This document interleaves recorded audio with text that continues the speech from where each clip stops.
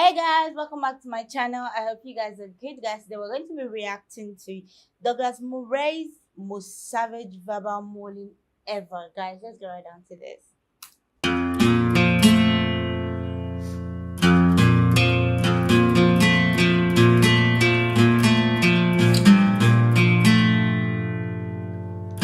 Three, two, one! To drink Vinho Verde in Lisbon. I want to go there by night train, wearing a leopard-patterned pyjama in a compartment full of strangers. I want to have oranges for breakfast and know exactly where they come from. And I want to know that the workers who picked those oranges got paid for it. And I want to know that their children are going to school whose teachers went to university regardless of how much money they have.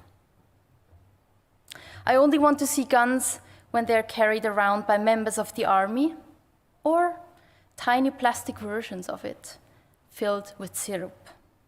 I want to remember Srebrenica and read in one of the hundreds of free news outlets that its generals were prosecuted.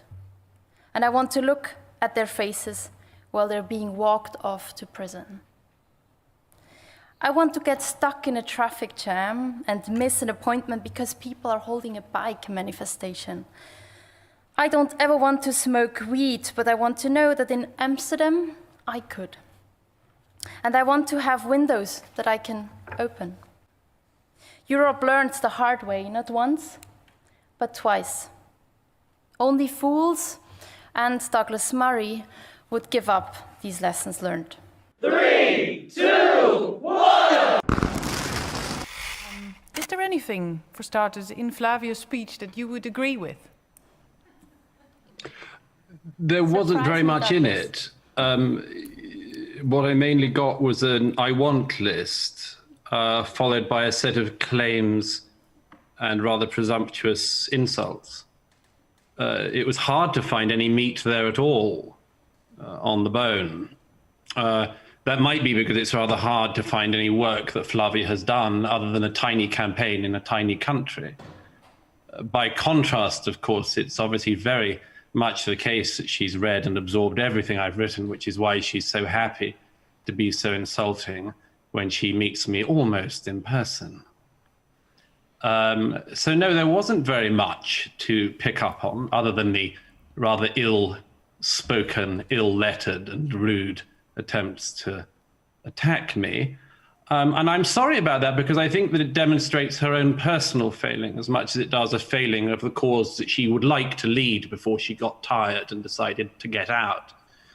And that is to say this: it's a shame that people like her refuse to engage on any of the important terrain.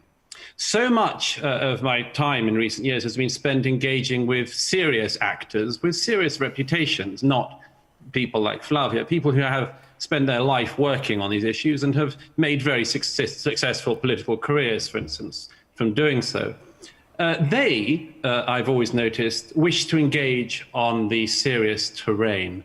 When I speak with leading politicians across Europe, who I happen to disagree with, I find that the most important and impressive ones do not get up and read bucket lists of what they'd like to do and then insult people. I find that they try to, for instance, understand what other people are thinking, and particularly try to understand what the public might be thinking. For instance, they might try to work out whether the public is sometimes trying to tell them something, and whether the public who they disagree with might not, in fact, be onto something on occasion. After all, it's very easy to draw rather comfortable lines around yourself and your own ideology, such as it is, and declare that everyone on the other side of it is, for instance, an evil populist or what is it, a fool? That's right, a fool.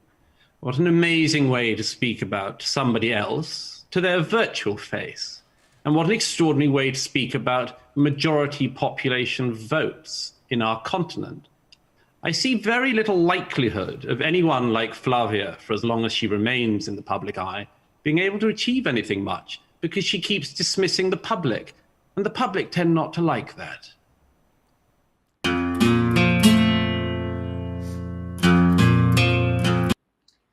guys, now I had a problem with her bucket list.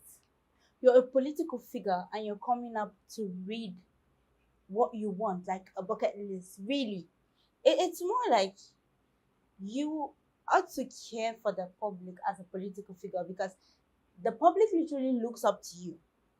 Yeah, that's how I feel. In fact, that is what I am so sure of. The masses look up to you, but you're talking about the things you want. Right? It just doesn't make sense. And I really feel like if I'm going to relate this to, politics right now, I feel like this is how most politicians are. Don't get me wrong. But I have watched on the news and so many, like I have seen so many things, and I have even met some of them, and I see that this is how they are. They only care about themselves. They don't care about anybody. The fact that these people look up to you, the masses, they expect you to, want to hear from them. That's a problem we have with like politics. I feel like, in politics, like you should be wanting to hear from the masses. What do they have to say? How are they being treated?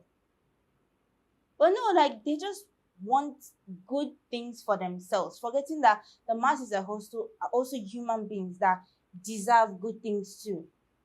She kept reading and reading and reading the things she wants, and it was just going on and on and on and on, and I was so disappointed. And not only did she read out her whole bucket list, she also insulted Douglas Murray. Like, why? Look, I don't see that woman going too far. Trust me, I don't see her going too far, and I feel what she did was really wrong. You shouldn't insult someone.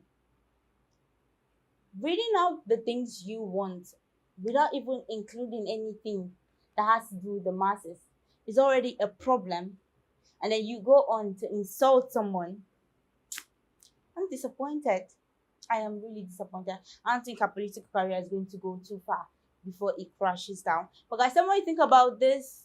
Give your honest thought on this, because I felt this was really savage. I mean, I love the way Douglas replied her, and I just think that was really, really, really amazing. But guys, tell me what you think about this. Don't forget to like, share, subscribe to my channel. I love you guys.